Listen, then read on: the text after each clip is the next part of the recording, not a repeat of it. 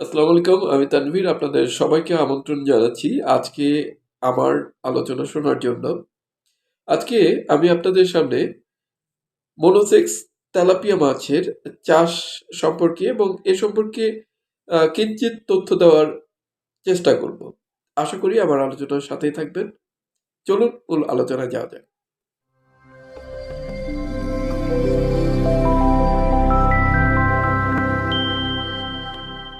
কৃষি উদ্যোক্তা ভাইয়েরা, আপনারা যারা নিয়মিত আমার এই চ্যানেলটি ফলো করেন তারা জেনে থাকবেন যে আমি খুব সাধারণ ভাষায় এবং সবসময় চেষ্টা করি যে ব্যবসা জিনিসটাকে আগে তুলে ধরার জন্য, যে সবচেয়েতে আপনার কম পুঁজিতে এবং খুব লাভবান হওয়ার যে প্রক্রিয়াগুলো সে বিষয়গুলোটাকে আমি সামনে আনার চেষ্টা করি।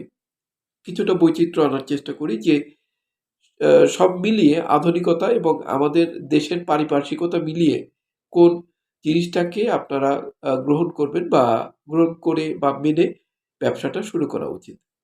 দেখুন, যারা নতুন কৃষি উদ্যোক্তা ভাইরা আছেন তারা অনেক সময় কিছু বিষয় তাদের মাথায় ঘুরপাক খায়। সেটা হচ্ছে কোন ধরনের মাছটা তারা চাষের ক্ষেত্রে বেছে নেবে। এক্ষেত্রে এ তেলাপিয়া মাছ আছে, কই মাছ আছে, পাঙ্গাস মাছ আছে। তবে কোন জিনিসটি বা তাদের ক্ষেত্রে সবচাইতে উপযোগী হবে?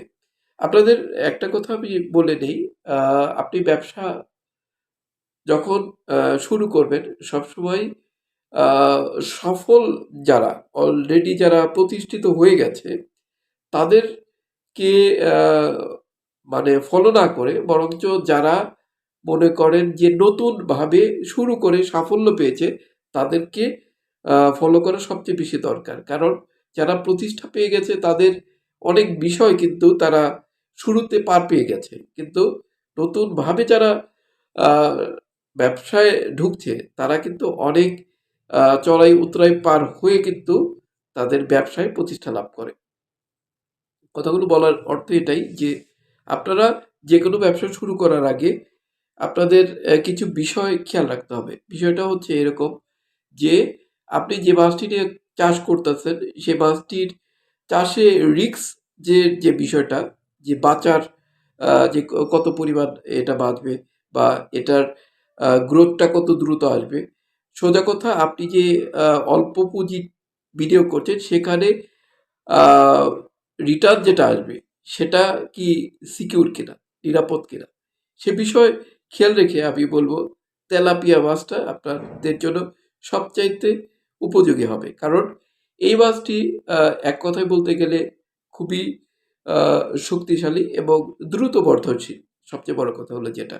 আর এটার স্বাদ এবং বাংলাদেশের প্রায় প্রত্যেকটি অঞ্চলে এই মাছ কিন্তু খায় এবং বেশ উপাদেয়।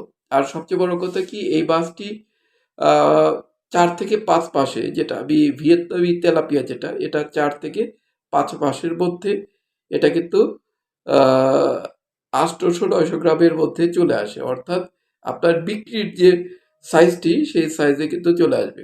তো এই মাছটির খাওয়া খরচ এবং সব মিলিয়ে আপনি যদি মোটামুটি ২০ থেকে ৩০,০০০ পিস তেলাপিয়া আ কালচার করার চিন্তাভাবনা করেন, মোটামুটি আপনার আ ৬০ থেকে ৭০% র মধ্যে অতি নিবিড় বা মাঝারি ধরনের নিবিড় পদ্ধতিতে আপনি কিন্তু এই তেলাপিয়া মাছটি চাষ করতে পারবেন এবং যেহেতু এটি খুব, আগেই বলেছি, খুব শক্তিশালী একটি মাছ এবং সহজে রোগাক্রান্ত হওয়া বা মরে যাওয়ার চান্স খুবই কম।